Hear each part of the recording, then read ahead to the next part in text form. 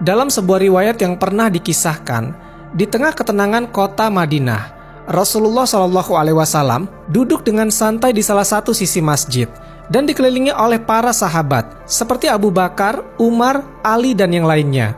Mereka tengah mengeksplorasi makna mendalam tentang sholat, suatu ibadah yang sering diabaikan oleh manusia. Ketika itu, Rasulullah SAW bersabda kepada para sahabatnya, "Ingatlah, sholat adalah tiang agama. Barang siapa yang meremehkannya, ia telah meruntuhkan agamanya."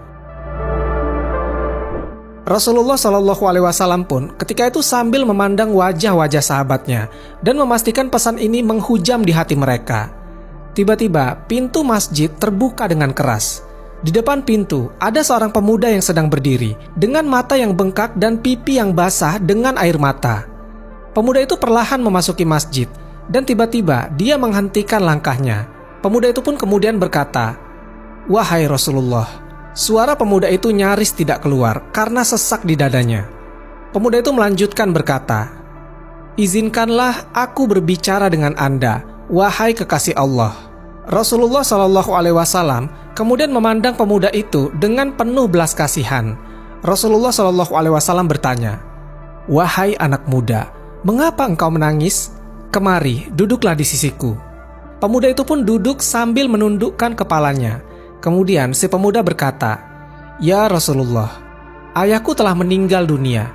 Kami hidup dalam kemiskinan yang menggunung. Bahkan kami tidak punya kain kafan untuk membungkus jasadnya, dan tidak ada seorang pun yang bersedia memandikannya." Sayyidina Abu Bakar, seorang pria yang penuh simpati untuk sesama, merasa sesak hatinya mendengar kisah dari pemuda itu. Abu Bakar berkata, "Astaghfirullah, sungguh ujian yang berat yang kau alami wahai pemuda." Sayyidina Umar segera merespon dengan mengatakan, "Kita harus bertindak ya Rasulullah." Kemudian Rasulullah SAW menjawab, "Wahai sahabatku Abu Bakar dan Umar, ikutilah pemuda ini dan ambil kain kafan dari rumahku. Kemudian bantulah dia memandikan jenazah ayahnya." Kemudian mereka bertiga keluar dari masjid dan menuju rumah si pemuda itu. Kemudian Rasulullah SAW menoleh kepada sahabat-sahabat yang lain, kemudian bersabda, "Sholatlah sebelum kamu disolatkan, karena kita tidak pernah tahu kapan ajal akan datang." Di hati setiap sahabat yang mendengarnya, tumbuh tekad kuat untuk tidak pernah meremehkan nilai sholat lagi. Dan tanpa mereka sadari, akan ada sebuah cerita yang akan merubah pandangan banyak orang. Abu Bakar dan Umar sedang berjalan mengikuti langkah si pemuda. Mereka menyusuri jalan-jalan labirin di kota Madinah. Akhirnya, mereka pun tiba di sebuah sudut kota yang lebih miskin, dengan rumah-rumah yang tampak serba kekurangan. Lalu mereka pun memasuki sebuah rumah kecil. Rupanya, itulah rumah si anak muda itu. Setelah mereka berada di dalam, Umar dan Abu Bakar kaget karena melihat ada babi hutan yang tergeletak di atas sebuah tikar. Astaghfirullah. Umar yang kaget sontak mengepalkan tangannya mencoba menahan kebingungannya. Abu Bakar bertanya, "Wahai anak muda, apa yang terjadi di sini?" Pemuda itu pun semakin menangis dengan keras sambil menahan lututnya yang gemetaran. Dengan terbata-bata, pemuda itu berkata, "Ya Allah, itulah ayahku."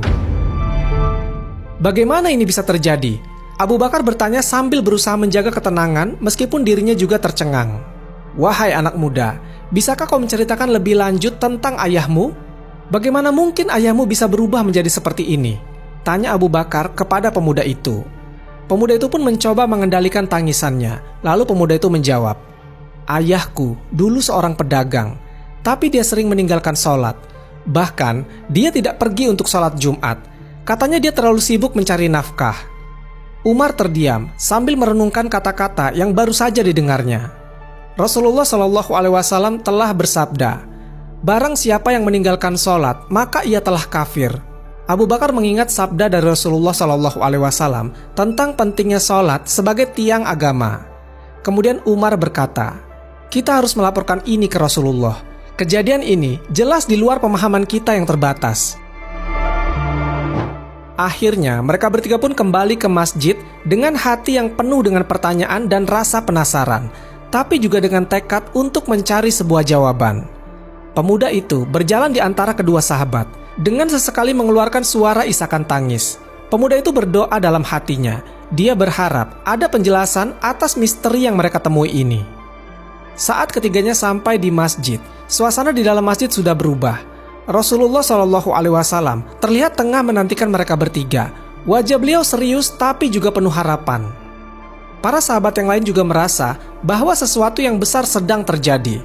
Lalu Umar berkata, "Wahai Rasulullah, kami menyaksikan dengan mata kami sendiri, jenazah ayah pemuda ini telah berubah menjadi babi hutan."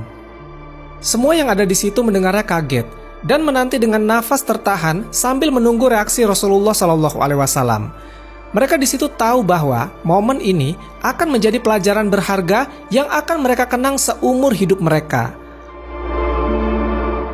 Rasulullah SAW bangkit dari duduknya, mengatur jubahnya dan mendekati Abu Bakar, Umar, dan si anak muda itu.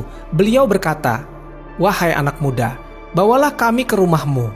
Pemuda itu menatap mata Rasulullah SAW dengan mata yang awalnya penuh air mata, sekarang penuh harapan. Singkat cerita, Rasulullah SAW dan mereka pun tiba di rumah pemuda itu.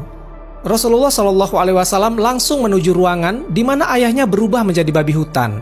Dengan tenang, Rasulullah SAW berdiri di sampingnya, mengangkat tangannya dan berdoa, "Sesungguhnya, Engkau adalah Maha Pemberi bentuk ya Allah. Berilah bentuk ini sebagai manusia kembali, agar kami dapat mengetahui apa yang harus kami lakukan." Saat itu juga, sesuatu yang ajaib terjadi. Babi itu perlahan-lahan berubah kembali menjadi bentuk manusia. Semua yang ada di ruangan itu terdiam dan terkejut, tetapi juga penuh syukur. Subhanallah, Abu Bakar dan Umar sama-sama berseru, memuji Allah Subhanahu wa Ta'ala atas keagungannya. Kemudian Rasulullah SAW menatap pemuda itu. "Wahai pemuda, tanyakanlah kepada ibumu atau siapapun orang yang mengetahui, apakah ayahmu ini pernah melaksanakan sholat meskipun hanya sekali dalam hidupnya?"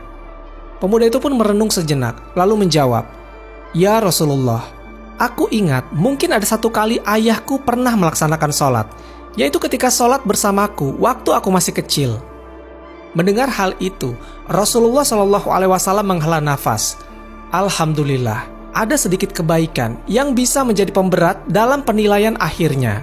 Sekarang sholatkanlah jenazah ayahmu dan kuburkanlah dengan layak. Namun ketika mereka bersiap-siap untuk sholat jenazah, jenazah manusia itu berubah menjadi babi hutan lagi. Suasana menjadi tegang dan mata pemuda itu kembali berkaca-kaca. Rasulullah SAW pun bersabda, "Wahai sahabat-sahabatku, ini adalah pelajaran yang harus kita renungi bersama. Orang yang mengabaikan sholat akan menghadapi konsekuensi serius baik di dunia maupun di akhirat.